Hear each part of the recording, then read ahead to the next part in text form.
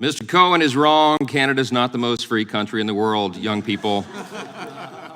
America is the greatest nation in the world. We are the most free, most successful, most powerful nation because finally now we've tried to live up to the ideals articulated in the Declaration of Independence. And finally now the Supreme Court, after 50 years, nearly 50 years of an atrocity, has brought us back to that truth. Brought us back to that truth. It's my time. I will not yield, Mr. Cohen, because your comments are absurd.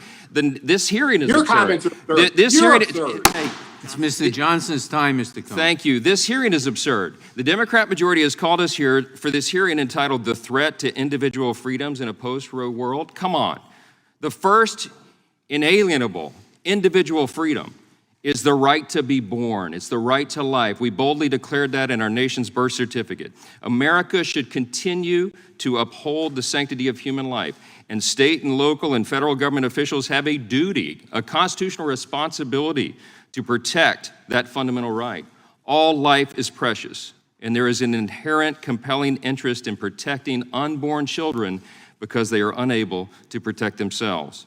But the radical advocates of abortion are now completely unhinged, and they are seeking to trample on the individual freedoms of all those who disagree with them.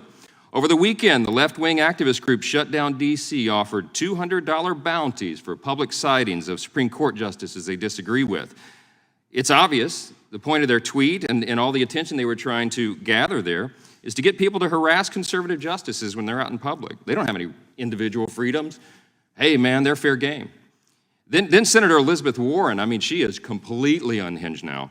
She said pro-life pregnancy centers should be shut down all around the country. It's appalling for her to say that. There are 2,700 pregnancy centers all around this country, all 50 states. They're supported by over 10,000 licensed medical professionals. They annually serve approximately 2 million women and men.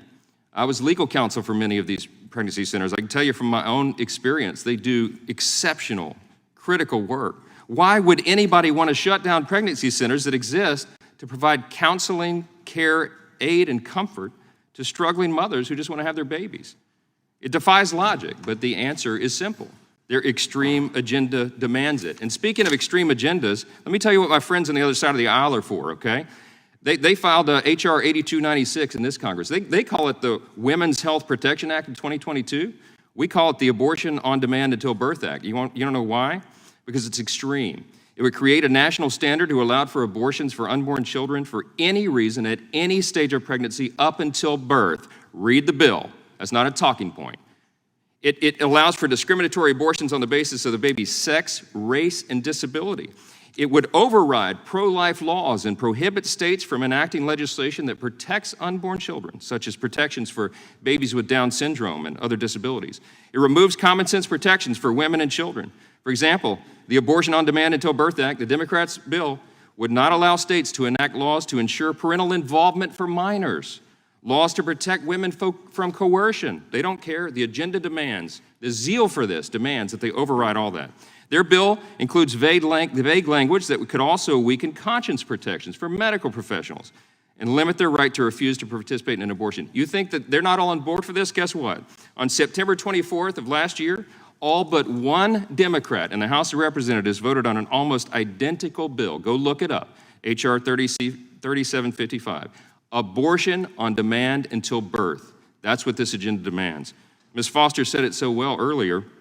You mentioned this agenda begins with dehumanizing the unborn child. I just have a minute left, but in my experience, my colleagues here are not able to acknowledge that what is inside the mother's womb is actually a child. In your work and your experience, has that been yours as well? It has been. There's a reason, I think, that they won't acknowledge that it's a child, because then it allows them to pursue this radical abortion on demand until birth.